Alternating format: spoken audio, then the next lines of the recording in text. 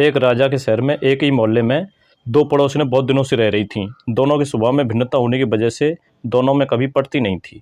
उनमें एक गुणवती और सरल स्वभाव की थी, परंतु दूसरी खोटी और कलिहारी थी। उनके मनमुटाव का यही खास कारण था। वे एक दूसरे को सहन नहीं कर पाती थी। कर्कशा स्त्री हमेशा सरल स्वभाव वाली स्त्री की हंसी उड़ाती रहती थी।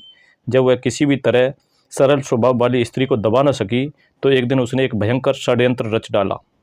एक दिन उसने अपने छोटे बच्चे को मार डाला और चुपके से उसकी लाश भली औरत के घर में रखाई। फिर वह रोती बिलखती हुई बादशाह के दरबार में पहुंच गई। उसने बादशाह से अपना इंसाफ करने को कहा। बादशाह ने सबसे पहले सरल स्वभाव वाली स्त्री को दरबार में बुलवाया, जिस पर उस उल्टा स्त्री ने अपने बच्चे को मार देने का इल्जाम लगाया था। सरकारी आदेश पाकर वह सरल वृत्ति की स्त्री तुरंत दरबार में हाजिर हो गई और स्वयं के इस प्रकार बुलाए जाने का कारण पूछा। बादशाह ने कहा, क्या तुमने इस स्त्री के बच्चे की हत्या की है, जैसे कि यह तुम पर इल्जाम लगा रही है?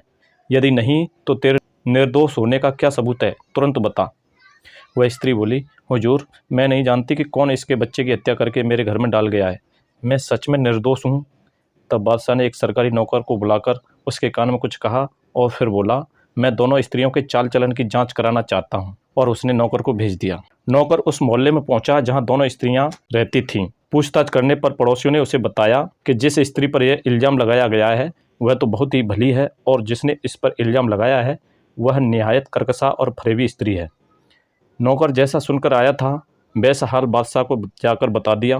तब सच और झूठ की पहचान करने के लिए बादशाह ने एक तरकीब निकाली। उसने भली स्त्री को बुलाया और पूछा, यदि तुमने सचमुच इस औरत के बच्चे की हत्या नहीं की है तो अपना सारा लिबास उतारकर चुपचाप एक और खड़ी हो जा। यह सुनकर वह स्त्री बोली, हुजूर, मैं चाहे कल की जगह आज ही क्यों न मार डाली जाऊं, पर मैं नंगी कभी नहीं होऊंगी। मैं मरने से उतना नहीं डरती जितनी कि निर्लज्जता से। तब बादशाह ने उस दुष्ट स्त्री को बुलाया और पूछा, यदि तू जानती है कि सचमुच इसी ने तेरे बच्चे की हत्या की है तो इस दरबार में अपनी पोशाक उतारकर नंगी एक और खड़ी हो जा। इस पर वह तुरंत नंगी होकर खड़ी होने को तैयार हो गई। उसे अपनी पोशाक उतारने को तैयार होते देख बादशाह को बहुत शर्मिंदगी महसूस हुई। उसने उस स्त्री को अपनी पोशाक उतारने से रोक दिया। उसे निश्चय हो गया था कि इस दुष्टा ने ही अपने बेटे की हत्या की है।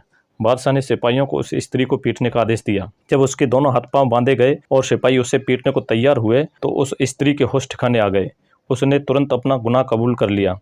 बादशाह को उस दुष्टा स्त्री की करतूत पर बड़ा रंज हुआ। बादशाह ने उसे कारागार में डलवा दिया और भली स्त्री को पुरस्कार देकर विदा किया।